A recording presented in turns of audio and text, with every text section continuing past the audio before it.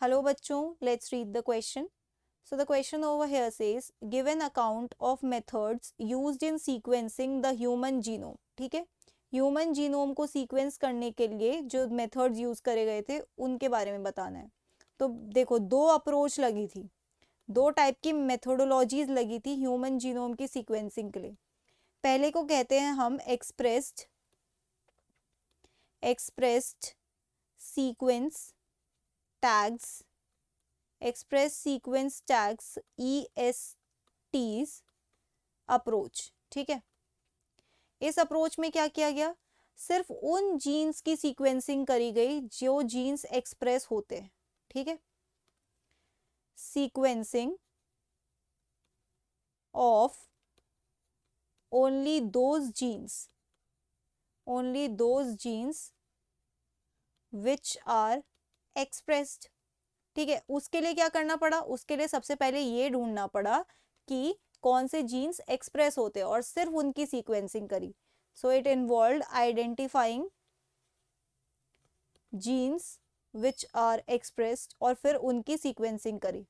एक अप्रोच तो ये था, ठीक है, विच आर एक्सप्रेस्ड। अब नेक्स्ट अप्रोच क्या था, दूसरे अप्रोच को कहते हैं sequence annotation. Sequence annotation approach.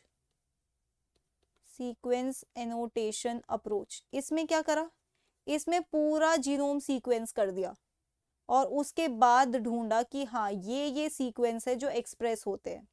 Okay, तो आप यहाँ पे क्या लिख सकते हो सीक्वेंस एनोटेशन में, the whole human genome, the whole human DNA was sequenced and later different DNA sequences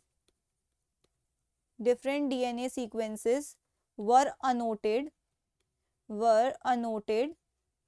to be expressed। ठीक है, पहले पूरा सीक्वेंस ढूंढ लिया, फिर क्या किया, उस सीक्वेंस को क्या करा, उन्होंने आइडेंटिफाई करके बोल दिया, मान लीजिए ये सीक्वेंस है, ठीक है, इसको पूरा सीक्वेंस कर दिया हमने।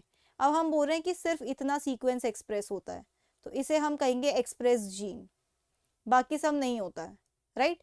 तो इस तरीके से करा गया था सेकेंड अप्रोच में। ओके, तो इसके लिए मेथडोलॉजी के लिए तो दो अप्रोच है। अब सीक्वेंसिंग के लिए होता क्या है, क्या क्या स्टेप्स इन्वॉल्व है। पहले आप करते हो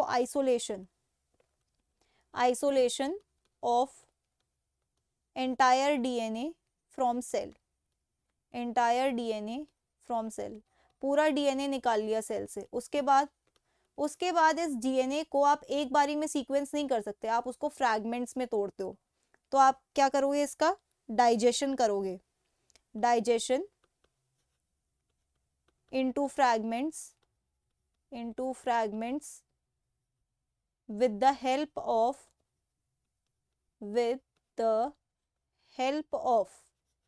restriction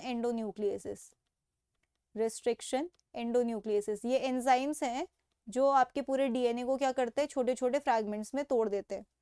अब क्या किया, इन फ्रैगमेंट्स को होस्ट में ले गए। ठीक है, आप कह सकते हो vector used to carry these fragments into host में DNA के छोटे छोटे फ्रैगमेंट्स को दे दिया। मान लीजिए एक होस्ट है, ये दूसरा है, ये तीसरा है, ये चौथा है, तो DNA के एक फ्रैगमेंट को इस होस्ट के पास ले गए, दूसरे फ्रैगमेंट को दूसरे होस्ट के पास, तीसरे को तीसरे के पास। तो इस फ्रैगमेंट को होस्ट तक पहुंचाने के लिए बीच में एक व्हीकल लगता है जिसे वेक्टर कहते हैं। ठीक है, vector used to carry these fragments into the host. और कॉमनली कौन से होस्ट यूज करे गए, बैक्टीरिया या फिर आप कह सकते हो यीस्ट। ठीक है, बैक्टीरिया या यीस्ट यूज करा गया था as a host, bacteria and yeast.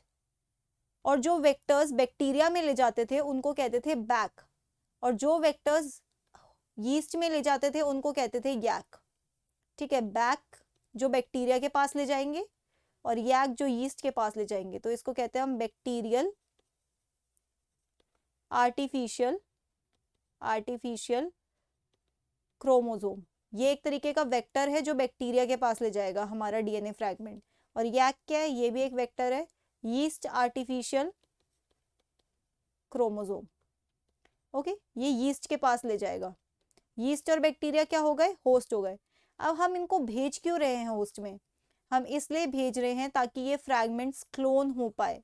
जब जब बैक्टीरिया अपना नंबर बढ़ाएगा तो वो साथ में इन फ्रैगमेंट्स का भी तो नंबर बढ़ाएगा। मतलब जब बैक्टीरिया रेप्लिकेट करेगा, अपना डीएनए रेप्लिकेट करेगा, तो साथ साथ में इन फ्रैगमेंट्स को भी रेप्लिकेट कर देगा।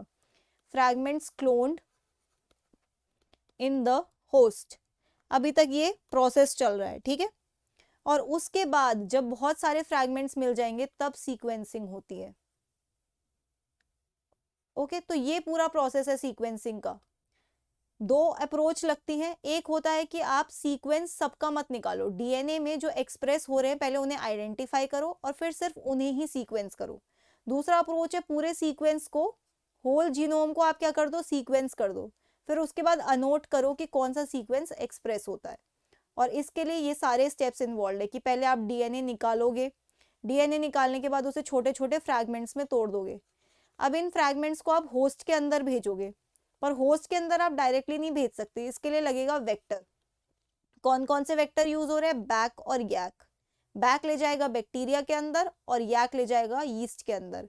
और होस्ट में क्यों ले जा रहे हैं, ताकि क्लोनिंग हो सके, और क्लोनिंग होने के बाद आप सीक्वेंसिंग कर सकते हो। Okay, so that's it for the question. I hope you understood it well. Best of luck.